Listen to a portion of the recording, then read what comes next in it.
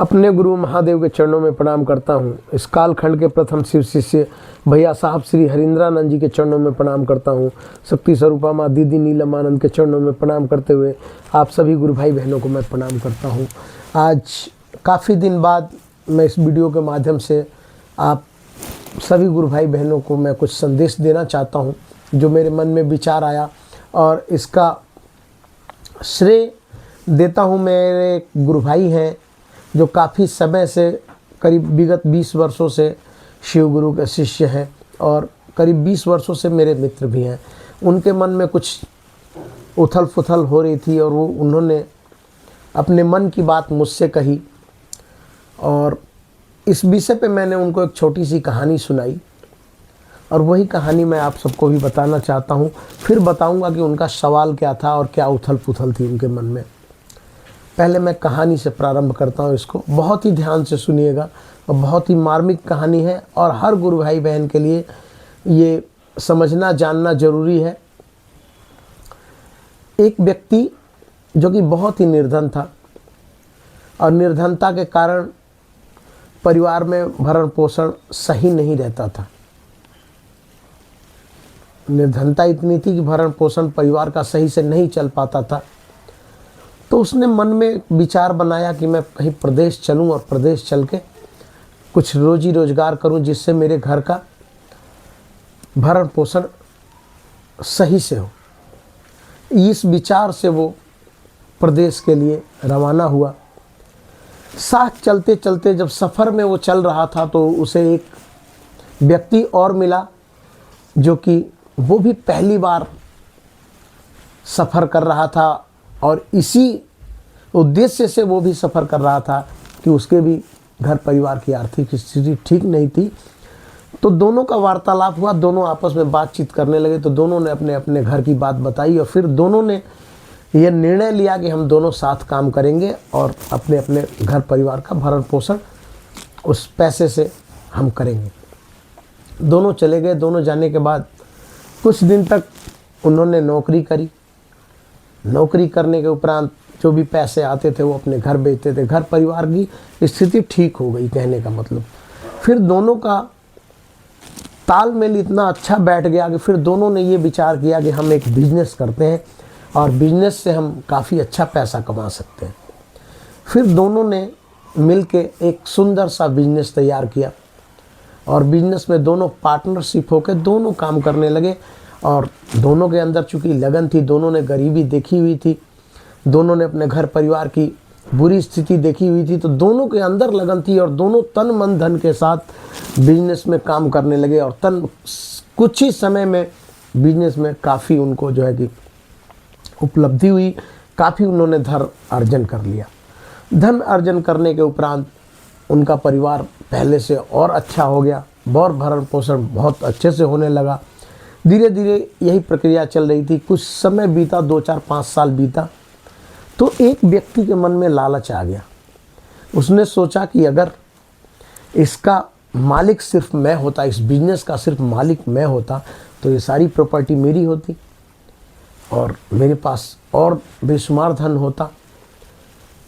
लालच मन में आ गया। और देखिए, दूसरा व्यक्ति जो उसके साथ था, उसको पूरा भरोसा था उस पर, लेकिन इसने उसके भरोसे को खंडित किया, और इसके मन में लालच के कारण इसने एक दिन ये सोचा कि मैं इसको मार देता हूँ, इसको जान से मार देता हूँ, और जो भी इसकी प्रॉपर्टी है सब मेरे नाम हो जाएगी।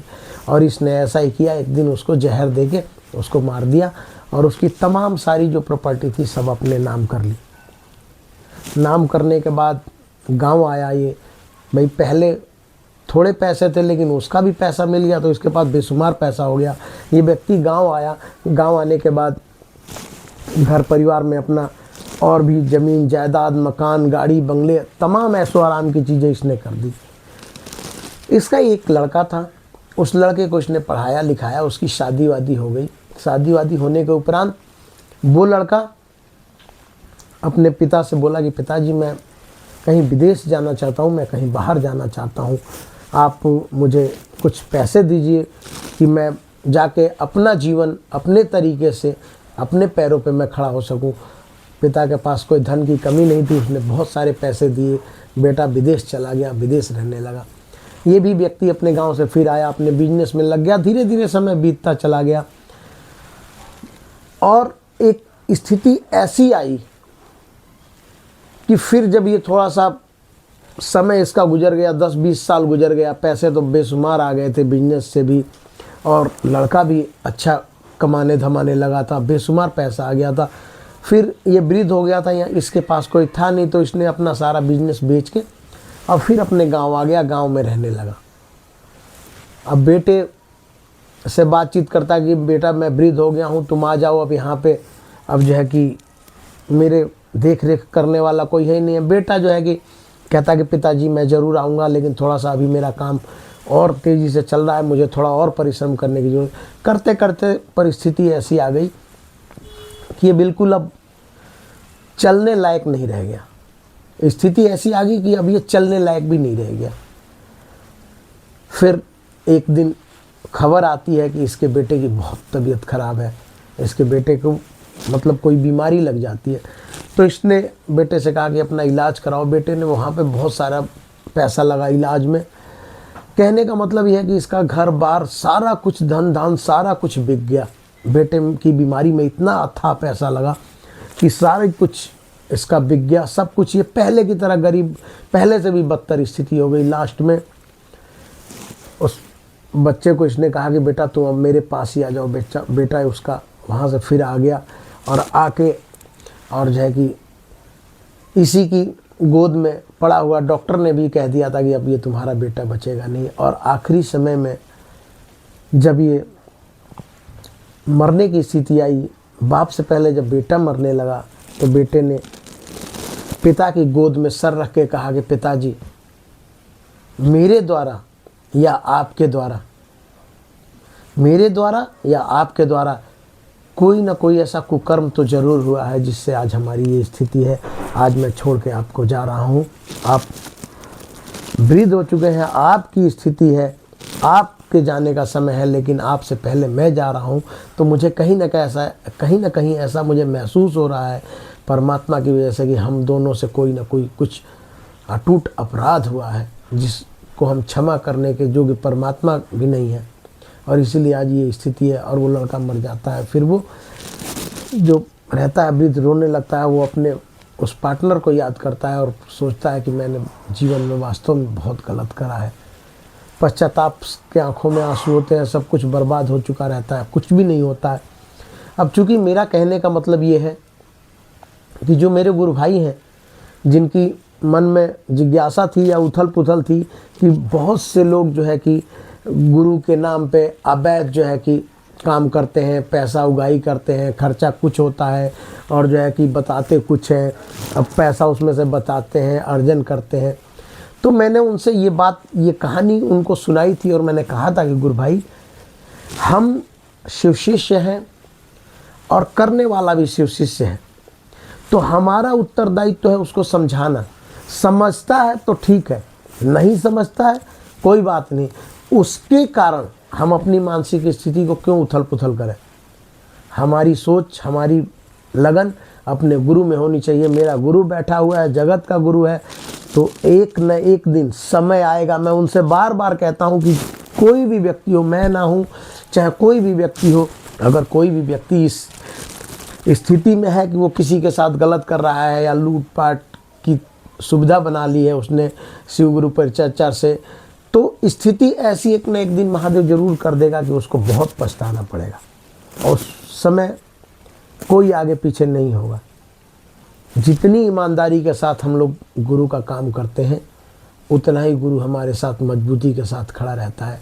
साहब श्री हरिंद्रानंद जी बार बार इस बात का कई वीडियो में मैंने सुना है संकेत देते हुए कि ईमानदारी से गुरु का काम करो, बेईमानी से नहीं। अपने आप को समझो कि तुम कौन हो।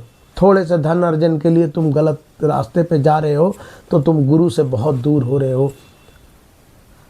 और मेरा इस वीडियो के कहने का मतलब यही है कि कोई भी गुरु भाई बहन से यदि अनजाने में गलती हो भी जाती है तो वो अपना रास्ता बदले सही रास्ते पे चलें, साहब के द्वारा बताए गए संकल्प को समझें कि इस जीवन में धन ऐश्वर्य जब तक ही साफ है, जब तक आपके अंदर सच्चाई और पवित्रता है।